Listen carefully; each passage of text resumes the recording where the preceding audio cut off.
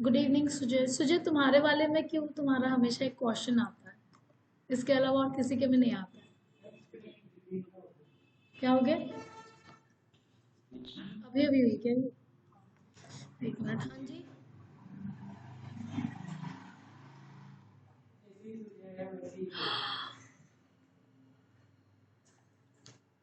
एक सेकेंड। हाँ,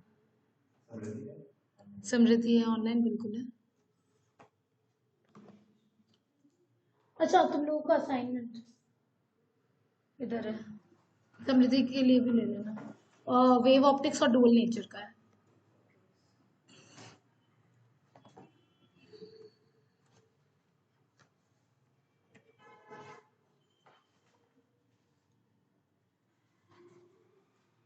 दोनों ले लो बेटा, नीचे तुम्हारा डुअल नेचर का।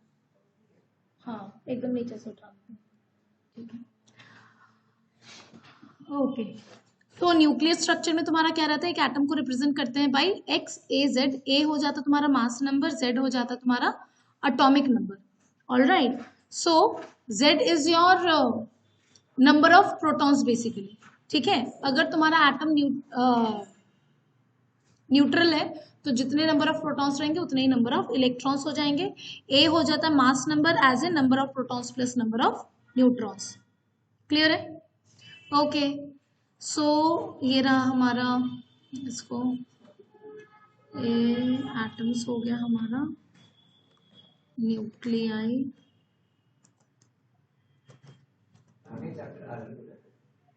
हाँ, ये भी आज ही हो जाएगा, छोटा सा ही।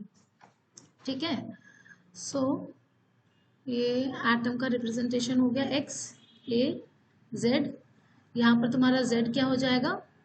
नंबर ऑफ, ओ उल्टा लिख दिया मैंने, एक्स जेड नीचे ए ऊपर।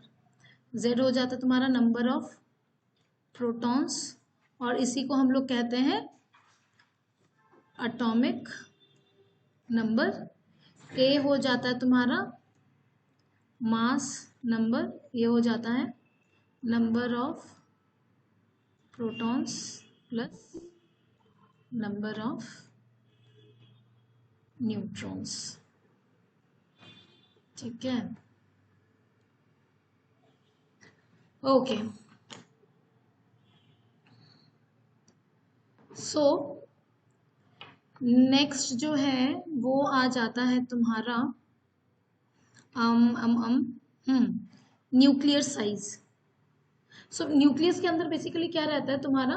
प्रोटॉन्स जो है वो भी रिसाइड कर रहा है as well as neutrons. Neutrons जो है वो तो तुम्हारा न्यूट्रल पार्टिकल है, लेकिन प्रोटॉन्स जो है उनके पास पॉजिटिव चार्ज है ना, तो वो तो तुम्हारा रिपेल करेंगे, इलेक्ट्रोस्टैटिक रिपल्शन रहेगा। लेकिन with in the nucleus, nucleus का साइज जो है वो बहुत छोटा सा होता है, 10⁻⁻15 के 10⁻⁻15 मीटर के ऑर्डर का होता है। ऑल राइट, तो तुम्हारा उस केस में तुम्हारा क्या हो जाता है, वहां पर जो है न्यूक्लियर फोर्स वो डोमिनेंट हो जाता है, जो कि तुम्हारा कैसा होता है? अट्रैक्टिव इन नेचर, है ना। तो ऑब्वियस है कि न्यूक्लियर फोर्स जो है वो इलेक्ट्रोस्टैटिक रिपल्शन को बैलेंस कर रहा होगा।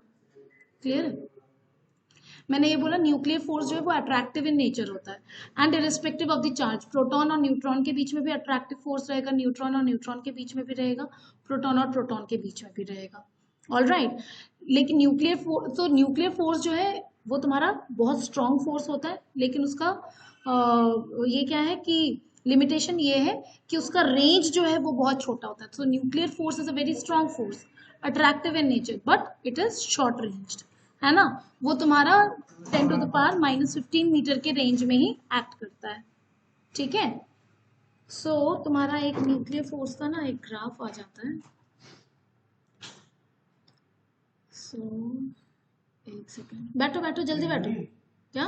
नहीं,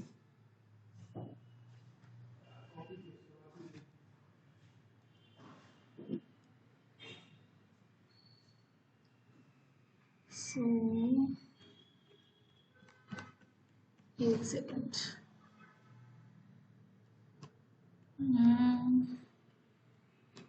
न्यूक्लियर फोर्स, ये रहा न्यूक्लियर फोर्स का जो है ना, ये डायग्राम बना लो तो ये तुम्हारा बहुत इंपॉर्टेंट है, एंड डायरी में भी नोट कर लो।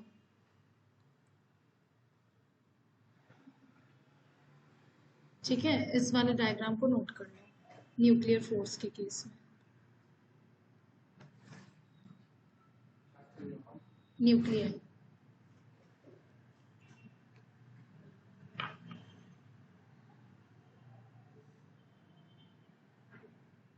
डायरी नहीं लाए टिशा, डायरी लाई, बना लो डायरी में। तुम लोगों का फुल क्या बेटा?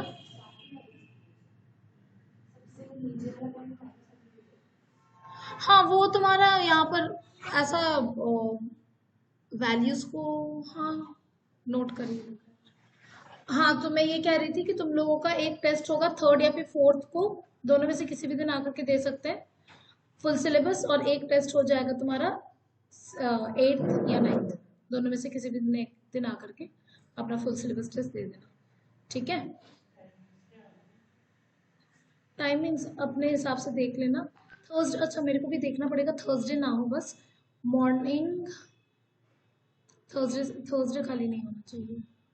हाँ ठीक है, थर्ड और फोर्थ तुम्हारा सैटरडे है, 8th और 9th, 9th इज थर्सडे, तो 7th और 8th में आकर के दे देना, तो 3 आवर्स का रहेगा, ठीक है? बस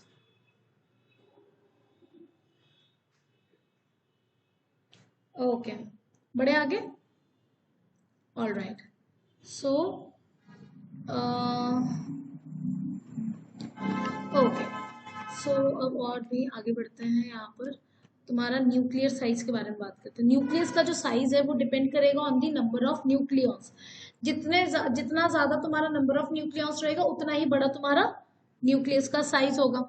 सो nuclear shape, size and density. Nucleus के शेप को जो है हम लोग लगभग स्फेरिकल मान लेते हैं, है ना? और वो टू एन एक्सटेंट तुम्हारा सारे न्यूक्लियस ऑलमोस्ट स्फेरिकल शेप का ही होता है, थोड़ा सा वेरिएशन रहता है लेकिन हम लोग उसको to a good extent sphere मान लेते हैं। All right, so volume will be proportional to the mass number. जितना नंबर ऑफ न्यूक्लियस रहेगा उतना ही तुम्हारा बड़ा होगा न्यूक्लियस का साइज, ठीक है? सो यहाँ से हम लोग कह सकते हैं जो तुम्हारा वॉल्यूम है वो क्या हो जाएगा, 4/3 pi R cube which is proportional to the mass number. So यहाँ से हम लोग ये कह सकते हैं that R is proportional to A to the power 1/3, mass number to the power 1/3 के प्रोपोर्शनल होता है द रेडियस, ठीक है? सो रेडियस को लिख देते हैं एज, ये प्रोपोर्शनैलिटी साइन हटेगा तो प्रोपोर्शनैलिटी कांस्टेंट आएगा, ये R not A to the power 1/3, ठीक है? वेयर आर नॉट जो है वो तुम्हारा एक एम्पेरिकल कांस्टेंट है। So this R not is your empirical constant and R not का वैल्यू हो जाता है 1.2 × 10⁻⁻15 मीटर या फिर 1.2 फर्मी। इसे नोट कर लो अपने डायरी में, क्लियर है? लिख लेना, ए जो है वो मास नंबर है, आर जो है वो रेडियस ऑफ द न्यूक्लियस है।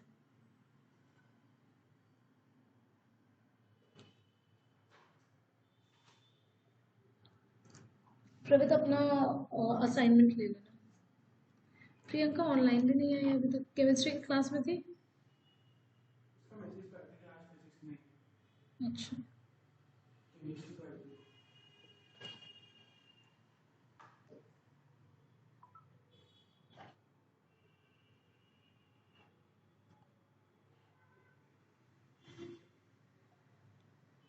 Done, okay. सो इसमें तुम्हारा नेक्स्ट आ जाता है कि न्यूक्लियस का जो तुम्हारा डेंसिटी है इट इज इंडिपेंडेंट ऑफ ए। इसका प्रूफ जो है वो बड़ा कॉमन रहता है। ऑल राइट, सो न्यूक्लियर डेंसिटी का बात कर लेते हैं। न्यूक्लियर डेंसिटी, सो डेंसिटी हो जाता है तुम्हारा total mass divided by the volume of the nucleus, clear है? अब न्यूक्लियस में क्या रहता है तुम्हारा, प्रोटॉन एंड न्यूट्रॉन। प्रोटॉन और न्यूट्रॉन दोनों का ही मास जो है वो लगभग सेम होता है ना? सो लेट अस से यहाँ पर क्या बाबू, हाँ रो, डेंसिटी को रो से डिनोट किया, है ना? So let small m be the average mass of nucleon. Alright, तो टोटल मास तुम्हारा हो जाएगा स्मॉल m इंटू ए, ठीक, एंड वॉल्यूम हो जाएगा तुम्हारा 4/3 पाई आर क्यूब। आर है तुम्हारा R not A to the power 1/3, तो ये हो जाएगा तुम्हारा 4/3 पाई, आर के बदले में R not A to the power 1/3 put करेंगे तो R not cube into A आ जाएगा, है ना, ए की power 1/3 would be A to the power 1/3 का क्यूब तुम्हारा ए ही आ जाएगा। So nuclear density rho is equal to हो जाएगा small m into A divided by 4/3 pi R not cube into A.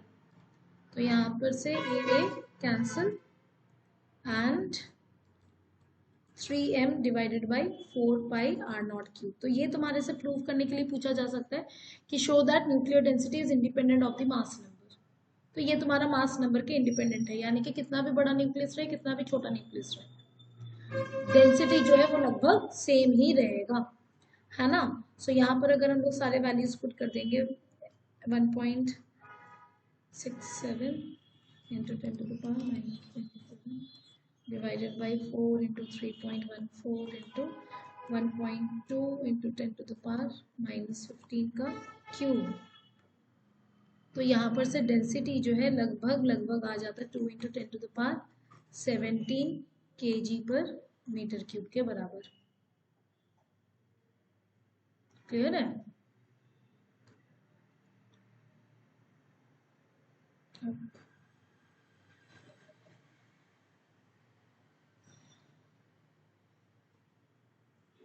Done.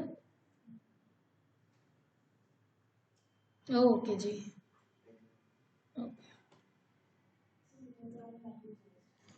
क्या, हाँ थियोरेटिकल चीज़ है इसमें। तुम्हारा एक ही ये न्यूमेरिकल है, मेनली वो मास डिफेक्ट और बाइंडिंग एनर्जी के ऊपर बस। ये एक ही है, अगर आएगा भी तो बस ये डेंसिटी इज इंडिपेंडेंट, वो तो ठीक है, मैं कह रही हूँ सिलेबस में तो है, अगर आ सकता है तो यही वाला आएगा। अदरवाइज जो है छोटे छोटे तुम्हारे डेफिनेशंस, आइसोटोप, आइसोटोन, आइसोबार, ये सब है, जान लो। ये भी बहुत कम पूछा जाता है, जनरली तुम्हारा बाइंडिंग एनर्जी पे सवाल रहता है, ऑलराइट, और मास डिफेक्ट पे सवाल रहता है, ठीक है, या फिर बाइंडिंग सबसे कॉमन जो है इसमें तुम्हारा वो वाला हो जाता है, बाइंडिंग एनर्जी पर न्यूक्लियन वाला, उसका ग्राफ बना और उसका स्पेशल क्या क्या, हाँ बंद कर दिया। ओके, सारे लाइट्स मत ऑफ करना, बाहर का लाइट ऑन रहने देना। ओके, सो ये सारा सब कुछ तो हमारा हो गया, न्यूक्लियर डेंसिटी हमारा हो गया। अब atomic mass unit 1/12 the mass of carbon 12 atom, उसको हम लोग कह देते हैं एटॉमिक मास यूनिट। ऑलराइट, तो इतना लिखने का जरूरत नहीं है तुम्हारे को, खाली इस वाले को लिख लो, 1 atomic mass unit is defined as, इसे लिख लो।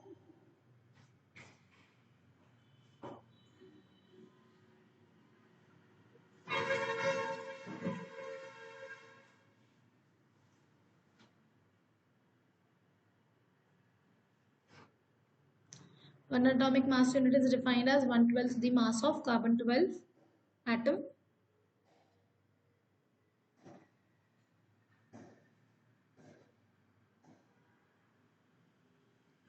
ठीक है, इसको 1U से भी डिनोट करते हैं।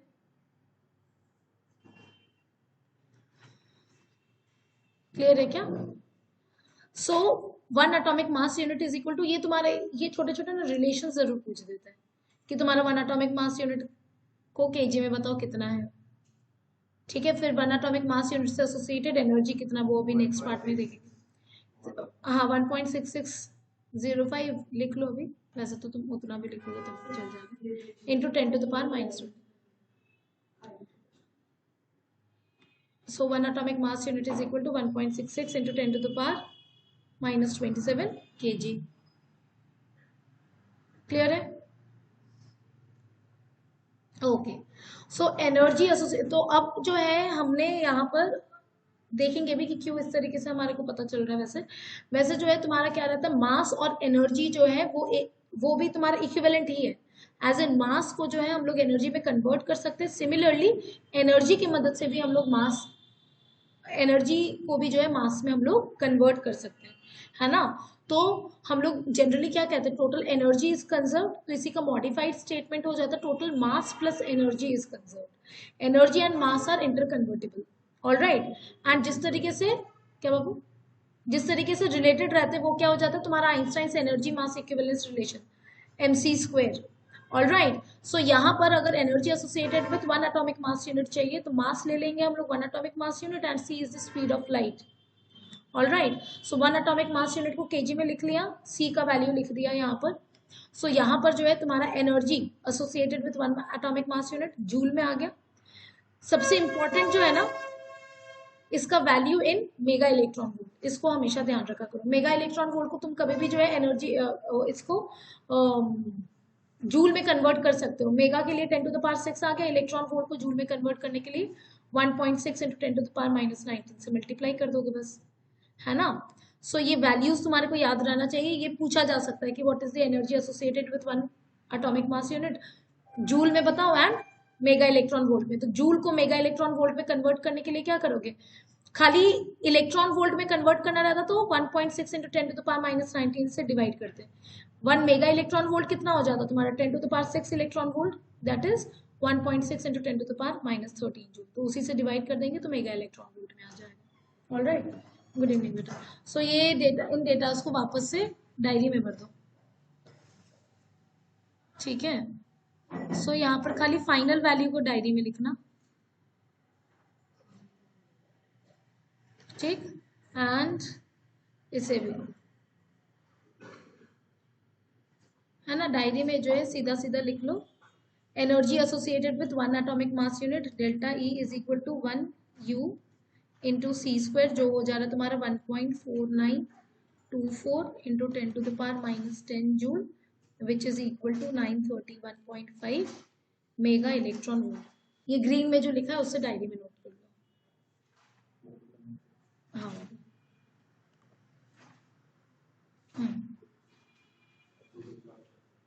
क्या क्या कह रहे हैं, nuclei, but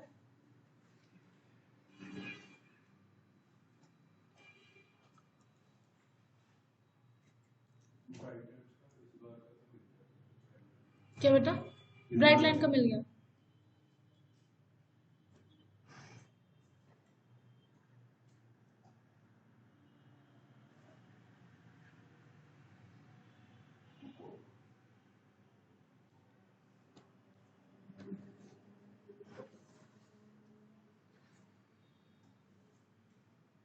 done everyone, Arnav लिख लिया।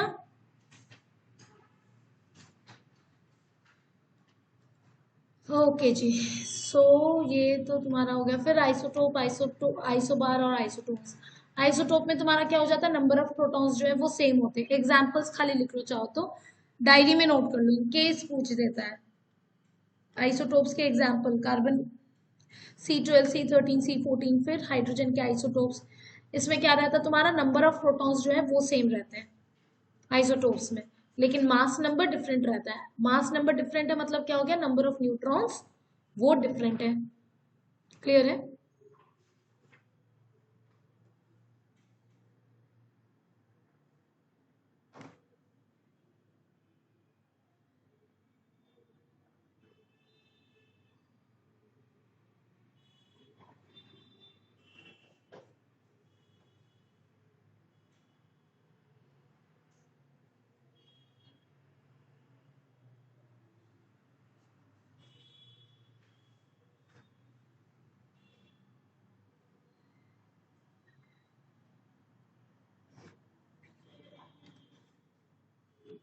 ठीक है, नोट किया क्या इन एग्जाम्पल्स को। फिर आइसोबार, आइसोबार में तुम्हारा नंबर ऑफ न्यूक्लियॉन्स जो है वो सेम रहेंगे, लेकिन number of protons and neutrons अलग अलग रहेंगे। खाली number of protons plus number of neutrons वो सेम होगा, लेकिन इंडिविजुअली प्रोटॉन और न्यूट्रॉन के नंबर्स अलग अलग होंगे। फॉर एग्जाम्पल तुम्हारा हाइड्रोजन एंड हीलियम का जो आइसोटोप्स है, सो हाइड्रोजन H31, यहाँ पर तुम्हारा हाइड्रोजन के पास एक प्रोटॉन है, 2 न्यूट्रॉन है, और हीलियम के पास 2 प्रोटॉन है और एक न्यूट्रॉन है, तो दोनों का मास नंबर सेम है। सिमिलर एक और आ गया तुम्हारा N14 और C14, इसमें भी तुम्हारा दोनों का मास नंबर सेम है, लेकिन नंबर ऑफ प्रोटॉन कैसा है नाइट्रोजन में 7 and 7 number of neutrons. C614 में 6 प्रोटॉन एंड यहाँ पर तुम्हारा 8 न्यूट्रॉन हो गया C614 में। तो नंबर ऑफ प्रोटॉन और नंबर ऑफ न्यूट्रॉन्स अलग अलग होते हैं। क्लियर है? आइसोटोन्स में तुम्हारा नंबर ऑफ न्यूट्रॉन्स सेम होते हैं, लिथियम 7 एंड बेरिलियम 8। तो लिथियम 7 में 4 न्यूट्रॉन्स एंड बेरिलियम 8 में भी तुम्हारा 4 न्यूट्रॉन्स, तो नंबर ऑफ न्यूट्रॉन्स सेम है।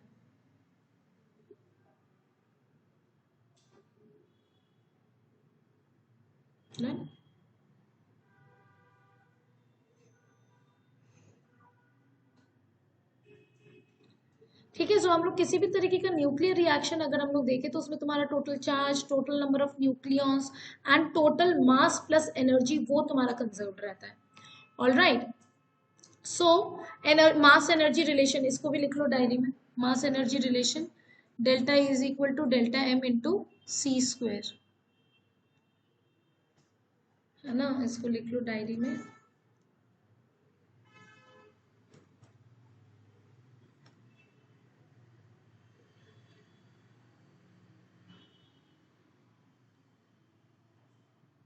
ठीक है, तो किसी भी बॉडी से अगर डेल्टा एम मास गायब हो रहा है उसका मतलब क्या हो गया, डेल्टा एम मास जो है वो एनर्जी में कन्वर्ट हो जा रहा है, और उससे एसोसिएटेड जो एनर्जी मिलेगा it will be given by delta M into C square. Similarly अगर कोई बॉडी, अगर हम लोग एनर्जी के टर्म्स में देखें तो अगर किसी भी बॉडी को अगर हम लोग डेल्टा ई एनर्जी ट्रांसफर कर रहे हैं तो वो बॉडी जो है वो इक्विवेलेंट जो मास गेन करेगा वो क्या हो जाएगा तुम्हारा डेल्टा एम, है ना। तो डेल्टा ई को सी स्क्वायर से डिवाइड कर देंगे तो उतना इक्विवेलेंट मास वो गेन कर जाएगा। Is this point clear? So energy and mass are interrelated. ठीक है, ओके। सब लोगों ने लिखा क्या? अभिजय, तनिषा, तनिषा आई है? Yes ma'am, okay fine. So तुम्हारा टोटल, ये कंजर्वेशन लॉ को नोट कर लो, total energy plus mass of the universe is conserved, है ना। हम लोग पहले क्या बोलते थे, that total energy is conserve, तो तुम्हारा क्या होता है, total energy plus mass of the universe वो तुम्हारा कंजर्व रहता है। क्लियर है?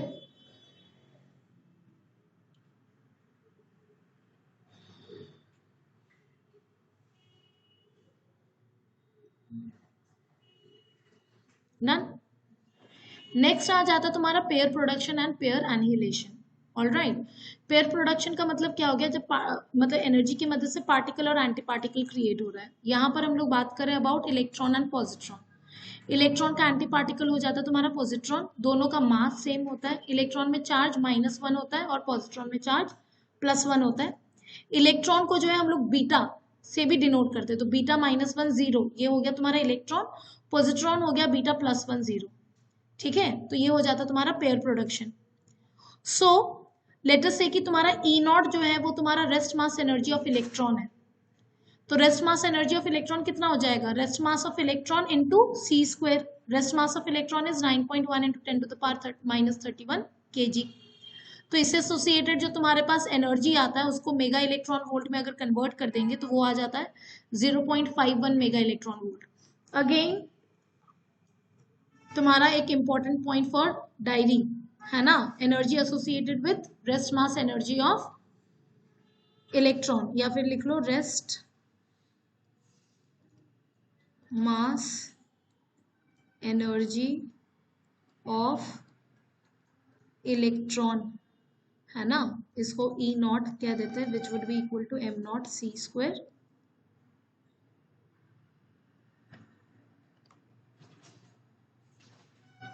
So E naught is equal to 9.1 into 10⁻³ into C square 3 into 10⁸ का स्क्वायर। तो ये तुम्हारा मेगा इलेक्ट्रॉन वोल्ट में अगर कन्वर्ट करेंगे तो सीधा सीधा मेगा इलेक्ट्रॉन वोल्ट में ही वैल्यू को रख सकते हो, 0.51 mega electron volt. All right, इसे नोट कर लो अपने डायरी में।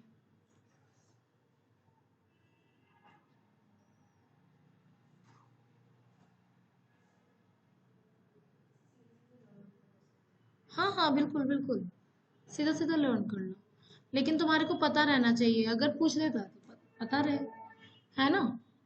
तो 0.51 mega electron volt is the energy associated with electron, है ना, इलेक्ट्रॉन का रेस्ट मास एनर्जी। तो ये वाला तुम ध्यान रखो, 0.51 मेगा इलेक्ट्रॉन वोल्ट।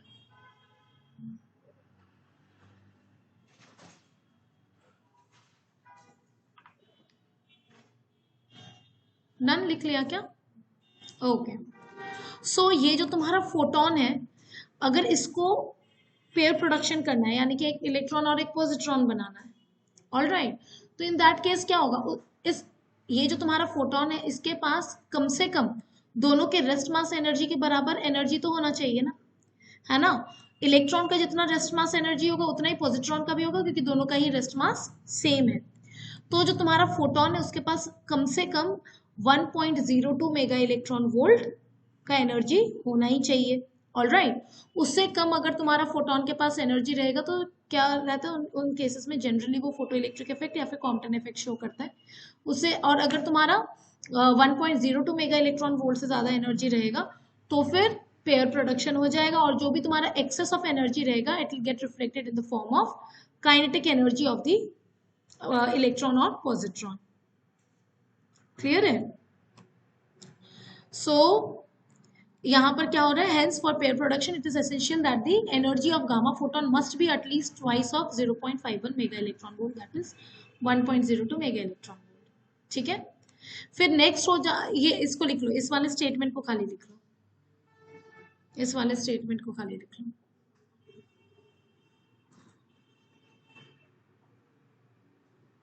तुम लोग का सेकेंड प्री बोर्ड का रिजल्ट आया? फ्राइडे को है। और तुम्हारा रे सेकेंड प्री बोर्ड का रिजल्ट क्या? आइडिया तो लगेगा कि क्या गुल खिलाने वाले तुम लोग बोर्ड्स में।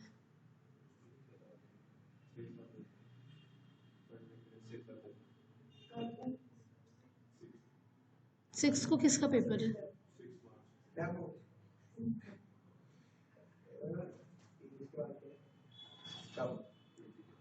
मैं एक बार ग्रुप में भी मैसेज कर दूंगी। सुनो, हाँ तुम, अच्छा तुम्हारे को नहीं याद है अपना डेट शीट?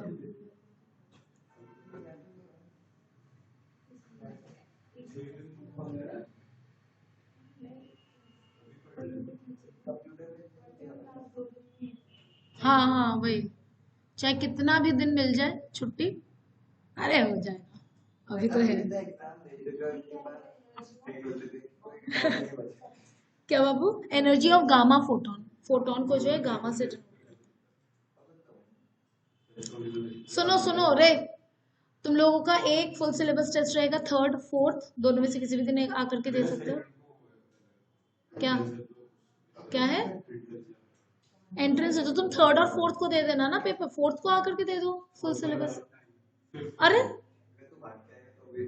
हाँ, वेरी गुड। क्यों? ठीक है, मतलब नेक्स्ट वीक तुम लोगों का एक टेस्ट रहेगा, उसके बाद वाले वीक एक टेस्ट रहेगा। आई एम होपिंग कि तुम लोग आपस में पेपर एक्सचेंज नहीं कर लोगे, लेकिन कर भी लोगे तो क्या ही कर सकते हैं। एक साथ सबका सेट नहीं हो रहा है ना टाइम, ये थर्ड को देना। हाँ कभी भी दे देना। डन। 3 आवर का रहेगा फुल टेस्ट, 10 से लेकर के 6 के बीच में कभी। हाँ बिल्कुल जा सकते। ओके, नेक्स्ट आ जाता है तुम्हारा पेयर एनिहिलेशन, है ना। पेयर एनिहिलेशन में क्या हो रहा है, एक पार्टिकल और एक एंटी पार्टिकल जो है वो क्या करेंगे, एक दूसरे के पास आएंगे, विसिनिटी में आएंगे, तो वो एनिहिलेट हो जाते हैं एंड एनर्जी में कन्वर्ट हो जाते हैं। जैसे एनर्जी जो है वो तुम्हारा पेयर प्रोडक्शन में, मतलब कि पेयर क्रिएट कर रहा है, उसी तरीके से पेयर एनिहिलेट होता है तो गामा फोटोन बन जाता है। यहाँ पर फोटोन जो है वो तुम्हारा पेयर एनिहिलेशन में ध्यान देना कि 2 फोटॉन्स रिलीज होंगे। उसका रीजन क्या है कि किसी भी रिएक्शन में तुम्हारा मोमेंटम भी जो है वो भी तुम्हारा कंजर्व रहेगा। सो लेट अस से कि यहाँ पर तुम्हारा बिफोर कंबाइनिंग पॉजिट्रॉन और इलेक्ट्रॉन है, ये दोनों एक दूसरे के करीब आ रहे हैं तो नेट मोमेंटम लेटर से 0, एक का टुवर्ड्स राइट जितना मैग्नीट्यूड का है उस दूसरे वाले का लेफ्ट की तरफ उतना ही मैग्नीट्यूड का है, तो रिएक्शन के बाद भी जो है net momentum should be 0 only. तो इस वजह से 2 फोटोन तुम्हारा रिलीज होगा सच दैट कि 2 फोटॉन्स जो है अगेन ऑपोजिट डायरेक्शन में अगर ट्रैवल करेंगे तो दोनों एक दूसरे के मोमेंटम को कैंसिल करेंगे। क्लियर है?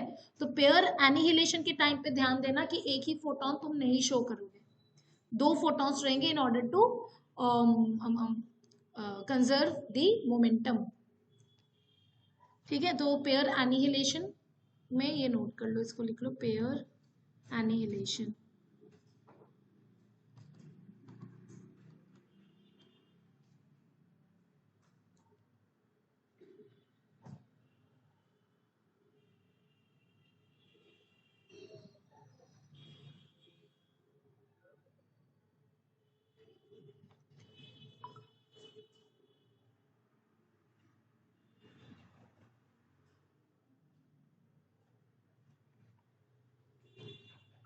डन? कौन सा बाबू? हाँ, ये दोनों को लिख लो।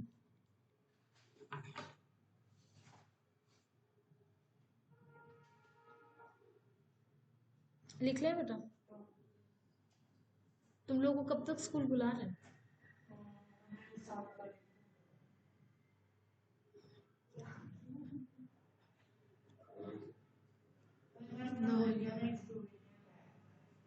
किसके लिए? मेरे लिए? उधर से ही? किधर से ही उधर? सेंटर कहाँ था तुम्हारा?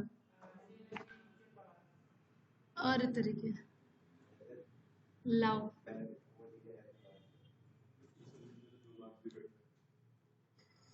ऑल राइट, तुम्हारा कौन सा एंट्रेंस है बेटा? ओए लड़का, एंट्रेंस कौन सा है तुम्हारा? अच्छा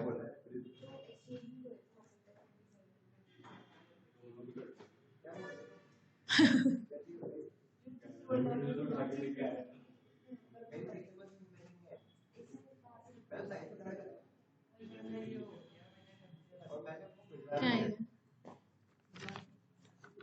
सैंपल पेपर कहाँ से मिल गया तुम्हारे? अच्छा सैंपल पेपर, अच्छा अच्छा, अरे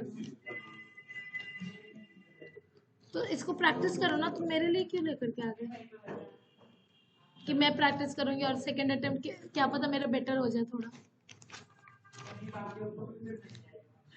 ओ, भर भर के प्रोवाइड कर रहे हैं। ओके, इधर ध्यान। सो अब तुम्हारा नेक्स्ट टॉपिक आ जाता है mass defect and binding energy of nucleus, है ना? So mass defect,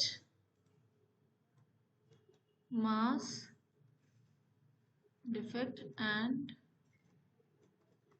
binding energy of nucleus.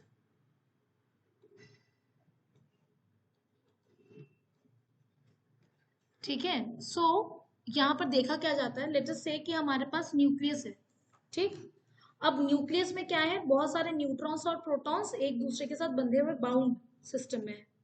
अब सारे न्यूक्लियॉन्स को अगर तुम सेपरेट करना चाहो सच दैट कि वो एक दूसरे से अब इंटरेक्ट नहीं कर रहे, और ऐसा करने के लिए अगर तुम्हारे को मिनिमम एनर्जी प्रोवाइड करना पड़ेगा, तो द मिनिमम एनर्जी जो तुम्हारे को लगाना पड़ेगा in order to split the nucleus, है ना, इनटू इट्स कॉन्स्टिट्यूएंट पार्टिकल्स, तो जो मिनिमम एनर्जी चाहिए रहेगा वो हो जाएगा तुम्हारा बाइंडिंग एनर्जी। एज इन न्यूक्लियस को अगर तुम बाइंडिंग एनर्जी के इक्वल अगर एनर्जी प्रोवाइड करोगे तो तुम्हारा न्यूक्लियस जो है पूरा का पूरा तुम्हारा कंस्टिट्यूएंट पार्टिकल्स में स्प्लिट हो जाएगा। ऑल राइट, सो नेक्स्ट तुम्हारा क्या हो जाता है, अगला हम लोग ऐसा भी कह सकते हैं कि अगर बहुत सारे न्यूक्लियॉन्स जो है वो तुम्हारा एकदम बहुत दूर दूर है एक दूसरे से। ठीक है, क्या कर रहे हैं प्रवित? यस, कर क्या रहे हो तुम? ऐसे ऐसे ऐसे करके चुपचाप सीरियसली बैठो इधर। सो यहाँ पर तुम्हारे सारे न्यूक्लियॉन्स इधर तुम्हारा स्प्लिट होकर के रहा है तुम्हारे फ्री न्यूक्लियॉन्स से। तो फ्री न्यूक्लियॉन्स को अगर के मदद से हमारे को अगर न्यूक्लियस बनाना है, ऑल राइट, तो इन दैट केस तुम्हारा क्या हो जाएगा, अगेन जो है यहाँ पर मेरे को जो एनर्जी प्रोवाइड करना पड़ेगा वो हो गया तुम्हारा बाइंडिंग एनर्जी। इसको भी मुझे एनर्जी एक प्रोवाइड करना पड़ेगा ताकि इसको मैं बाइंड कर सकूं। ऑल राइट, तो ये तुम्हारा कॉन्सेप्ट होता है। ऑल राइट, अब जो है बात ये आता है कि जब तुम्हारा ये न्यूक्लियस जब तुम्हारा बंधा हुआ है, ऑल राइट, ये जब तुम्हारा बाउंड सिस्टम है, तो इसका मास को हम लोग कह देते हैं M capital N. This is the mass of nucleus. All right, and जो तुम्हारे फ्री न्यूक्लियस है उसका मास क्या हो जाएगा? फ्री न्यूक्लियस में तुम्हारे पास कितने नंबर ऑफ न्यूट्रॉन्स है? A minus Z. तो A minus Z into M N, ये हो गया तुम्हारा मास ऑफ द न्यूट्रॉन्स। फिर z इंटू एम पी, तुम्हारे पास टोटल नंबर ऑफ प्रोटॉन्स जो है वो है तुम्हारा z, तो z इंटू एम पी हो गया तुम्हारा मास ऑफ द प्रोटॉन्स। इन दोनों के मासेस के बीच में जो है डिफरेंस आ जाता है। टेक्निकली आना नहीं चाहिए, क्या रहता है तुम्हारे पास 2-3 ऑरेंजेस रखे हुए हैं, तीनों ऑरेंजेस का इंडिविजुअली मास तुमने कैलकुलेट कर लिया, ऐड कर दिया, तुम्हारा एक्सपेक्टेशन क्या रहेगा कि तीनों को साथ में अगर हम लोग उसका मास मेजर करेंगे तो वो सेम आना चाहिए, लेकिन यहाँ पर वो सेम नहीं आता है, जिसको हम लोग कहते हैं mass defect. All right, so mass defect हो जाता है तुम्हारा delta M, which is equal to A minus Z M N plus Z M P, all right, minus the mass of nucleus. ये हो जाता है तुम्हारा मास डिफेक्ट, है ना। जो बंधा हुआ न्यूक्लियस है उसका मास थोड़ा सा कम आता है। उसका रीजन क्या है कि अब बंधा हुआ अगर न्यूक्लियस है तो उसको एनर्जी चाहिए, ऑल राइट, तो उसको एनर्जी कहाँ से मिलता है? ये जो तुम्हारा मास का जो लॉस हुआ है, इतना पोर्शन ऑफ मास ही जो है वो तुम्हारा एनर्जी में कन्वर्ट हो गया है, जिसके मदद से ये बाउंड है। ऑल राइट, तो इतना जो मास लॉस हो रहा है इससे एसोसिएटेड जो तुम्हारा एनर्जी है, that is only the binding energy of the nucleus. Clear है? तो इस वजह से बंधे हुए न्यूक्लियस का मास थोड़ा सा कम हो जा रहा है, क्योंकि इन्हीं का जो छोटा सा पोर्शन ऑफ मास है वही एनर्जी में कन्वर्ट हो जा रहा है और उसी एनर्जी की मदद से ये बंधा हुआ है। ठीक है, सो यहाँ पर तुम्हारा आ जाएगा binding energy of nucleus BE is equal to delta M into C square. So binding energy तुम्हारा क्या हो जाएगा? Delta M is A minus Z MN plus Z MP minus MN, ये तुम्हारा delta M into C square. ठीक, अब यहां पर अगर हम लोग मासेस को एटॉमिक मास यूनिट में पुट करते हैं, है ना, तो हमारे को पता है already 1U into C square हो जाता है तुम्हारा 931.5 मेगा इलेक्ट्रॉन वोल्ट, है ना। सो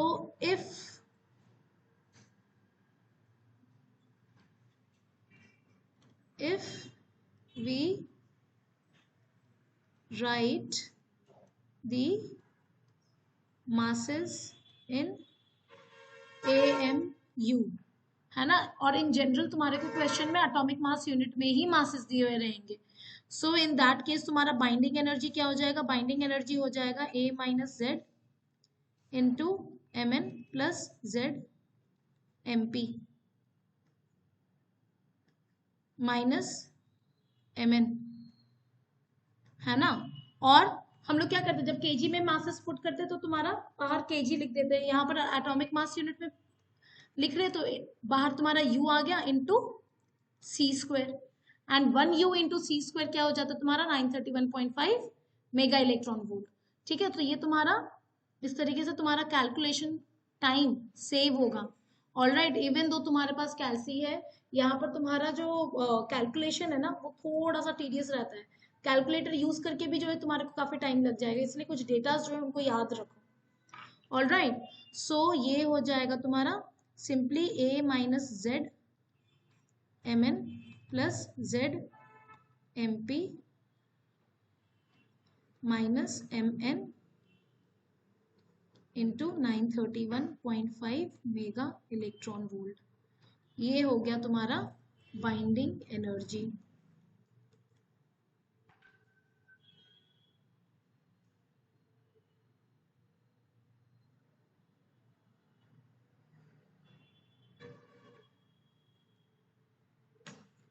ठीक है, ये चला जाएगा डायरी में। यहाँ पर लिख लेना डायरी में कि masses are kept in atomic mass unit, है ना, मासेस आर इन AMU। और एक और चीज ध्यान देना, ये एनर्जी ऑफ फोटोन हम लोग क्या लिखते हैं, hc/λ। h इंटू सी का भी वैल्यू लिख लो, ये हो जाता तुम्हारा approximately 1242 nanometre electron volt, nanometre electron volt divided by wavelength. तो वेवलेंथ को नैनोमीटर में पुट करोगे, सीधा एनर्जी निकल के आ जाएगा तुम्हारा इन इलेक्ट्रॉन वोल्ट।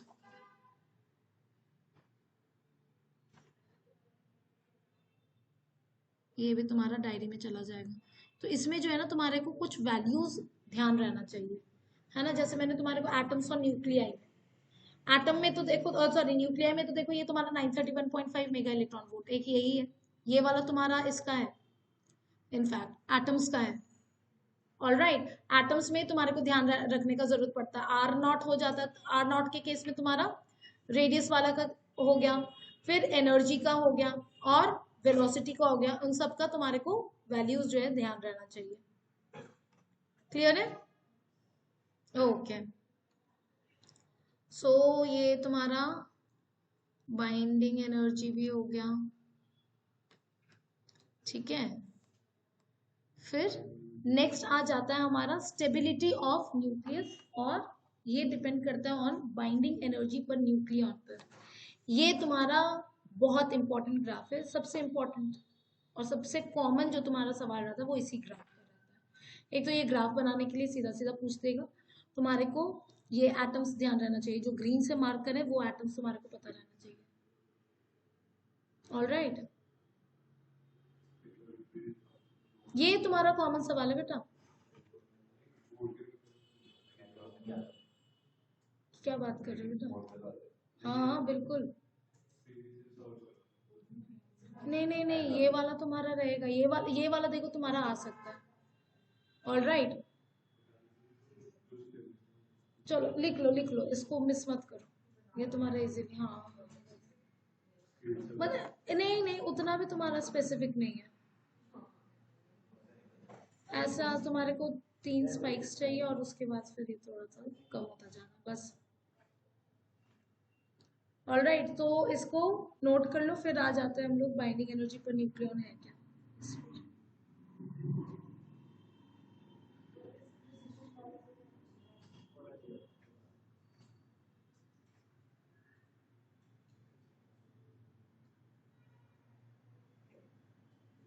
हो गया? नहीं, वो पिक ले रहा था। सारे तुम्हारे को नहीं ध्यान रखना है, इसमें भी मैं सबसे इंपॉर्टेंट बता देती हूँ। एक तो हो गया आयरन, यूरेनियम, और सबसे नीचे वाला को तो पता होना ही चाहिए मिनिमम। बाकी ये पीक्स थोड़ा सा ध्यान रहे तो अच्छा है।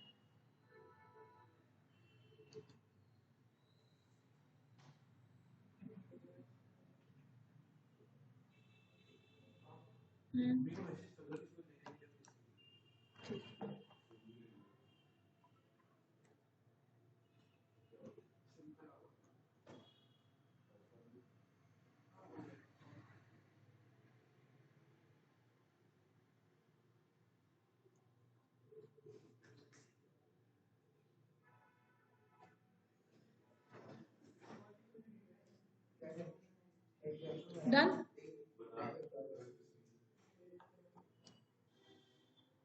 हेलो, हाँ जी, गुड इवनिंग मैम। प्रवीत कह रहा है कि आप किसी को भेज देना उसे पिक करने के लिए।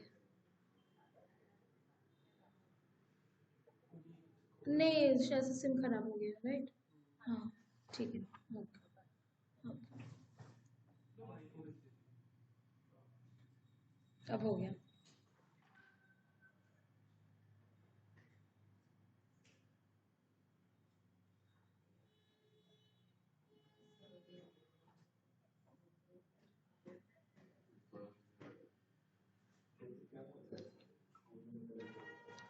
Done, okay.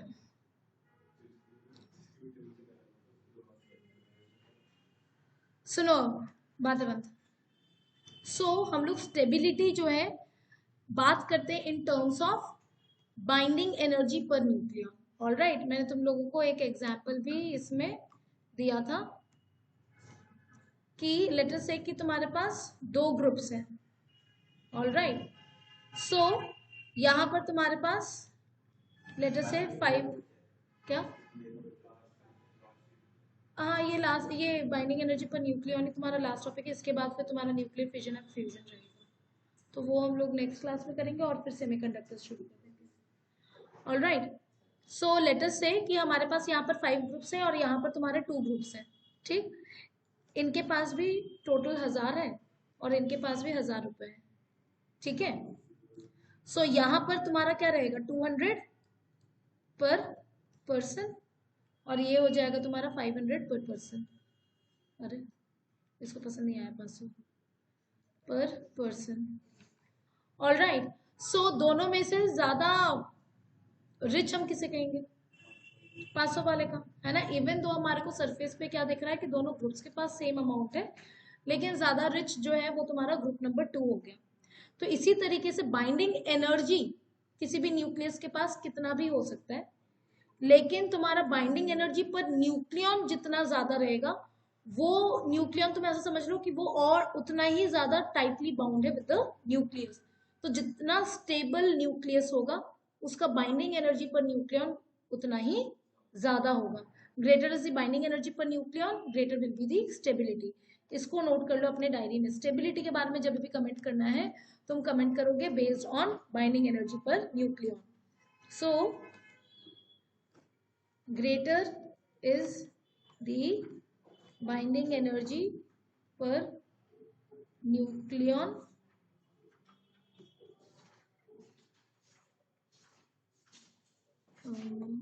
ये लिखा क्यों, एक सेकंड,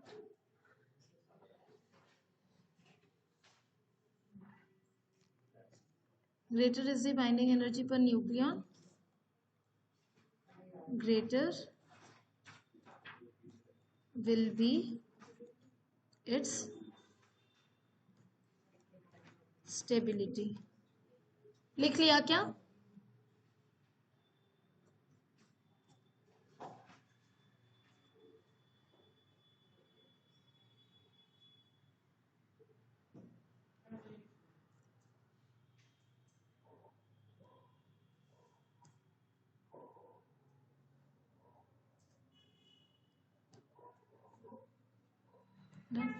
तुम्हारा तो लिखा ही हुआ।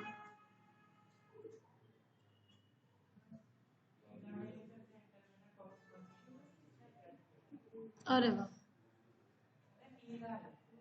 बहुत अच्छी बात है। Done, okay.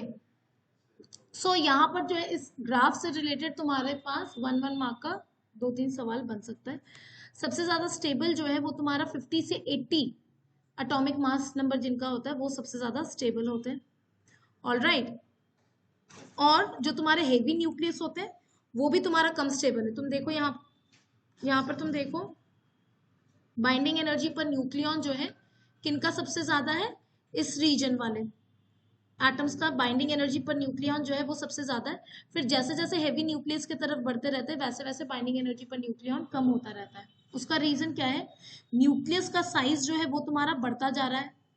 हमारे को क्या पता है कि जो तुम्हारा न्यूक्लियर फोर्स है जो कि अट्रैक्टिव इन नेचर है, वो तुम्हारा बहुत शॉर्ट रेंज है। तो अगर न्यूक्लियस का साइज बढ़ता रहेगा तो न्यूक्लियर फोर्स जो है वो तुम्हारा कम होता रहेगा, है ना, और इलेक्ट्रोस्टैटिक रिपल्शन जो है वो तुम्हारा डोमिनेट होने लगेगा। तो इसलिए हेवी न्यूक्लियस जो है वो तुम्हारा अनस्टेबल होता है कंपैरेटिवली, है ना, क्योंकि न्यूक्लियर फोर्स जो है वो मतलब साइज बढ़ता रहेगा तो न्यूक्लियर फोर्स से ज्यादा डोमिनेट करने लगेगा द इलेक्ट्रोस्टैटिक रिपल्शन। साथ ही जो तुम्हारा लाइटर न्यूक्लियाई है उनका भी तुम देख सकते हो कि बाइंडिंग एनर्जी जो है वो काफी कम है, यानी कि ये भी तुम्हारे काफी अनस्टेबल होते हैं। Is this point clear? उसके अलावा जो है यहाँ पर जब तुम ये जो तुम्हारे स्पाइक्स है आप इनको देखते हैं,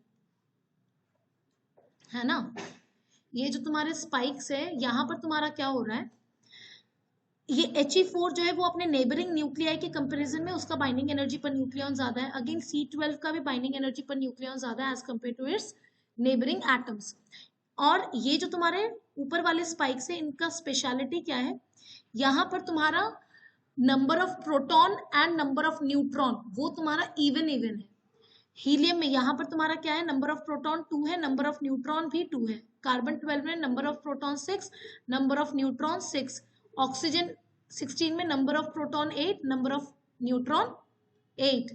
और ये वाला लिथियम 6 में क्या है, तुम्हारे पास 3 प्रोटॉन और 3 न्यूट्रॉन है। ऑलराइट, तो ऑड है। और ये जो तुम्हारा स्पाइक्स है वो तुम्हारा इवन है। तो इवन न्यूक्लियाई जो है वो तुम्हारा कंपेरेटिवली ज्यादा स्टेबल होता है। ऑलराइट, हेलो, हाँ जी मैम, ठीक है मैम, ओके। तुम्हारा कजन आ रहा है, ठीक है। सो यहाँ पर तुम्हारा क्या हो जाता है, तो यहाँ पर तुम लिख सकते हो that even nuclei are more stable, comparatively जो है ये ज्यादा स्टेबल है। क्लियर है? इवन का मतलब समझ में आ गया, even number of protons and even number of neutrons, even number of protons and even number of neutrons. ठीक है। सो न्यूक्लियर फिजन और न्यूक्लियर फ्यूजन दोनों ही केसेस में तुम्हारा एनर्जी रिलीज होता है। रीजन क्या है, जब एक हेवी न्यूक्लियस तुम्हारा स्प्लिट हो रहा है तो उसका एटॉमिक नंबर जो है वो किसके तरफ शिफ्ट हो रहा है, 50 से 80 के रेंज में। जितना ज्यादा उस तरफ शिफ्ट होगा तो उसका बाइंडिंग एनर्जी पर न्यूक्लियन बढ़ेगा। बाइंडिंग एनर्जी पर न्यूक्लियन बढ़ रहा है मतलब ज्यादा स्टेबल हो रहा है। ऑलराइट, तो इस वजह से जब कोई भी चीज ज्यादा स्टेबल होता है तो फिर वो एनर्जी को रिलीज करता है, अपने एक्सेस ऑफ एनर्जी को क्या करता है, वो रिलीज करता है। सिमिलरली जो तुम्हारे लाइटर न्यूक्लियाई हैं ये भी तुम्हारा फ्यूज हो करके ज्यादा बाइंडिंग एनर्जी पर न्यूक्लियन वाले एटम्स में कन्वर्ट हो रहा है, एक हेवी न्यूक्लियस में कन्वर्ट हो रहा है। एज इन अगेन उसका बाइंडिंग एनर्जी पर न्यूक्लियन बढ़ रहा है, यानी कि वो ज्यादा स्टेबिलिटी के तरफ जा रहा है। ज्यादा स्टेबिलिटी का मतलब क्या हो गया, अगेन यहाँ पर बहुत सारा तुम्हारा एनर्जी रिलीज होता है। ऑलराइट, तो फ्यूजन में जो है तुम्हारा, फ्यूजन तुम्हारा छोटा सा ही टॉपिक है, उसमें ज्यादा तुम्हारा डिटेल में कुछ है नहीं, है ना। फिजन का मैंने तुम्हारे को एक रिएक्शन लिखवा रखा था, वो मैं नेक्स्ट क्लास में करवाऊंगी। फ्यूजन जो है वो जनरली तुम्हारा स्टार्स में होता है, क्योंकि बहुत हाई टेम्परेचर और बहुत हाई प्रेशर चाहिए रहता है, जो कि तुम्हारा स्टार्स में पॉसिबल हो पाता है। ठीक है, चलो जी। सो मिलते हैं अब हम लोग नेक्स्ट क्लास में। Next class will be on Friday, कल क्लास नहीं है, नहीं फ्राइडे को रहेगा नेक्स्ट क्लास हमारा।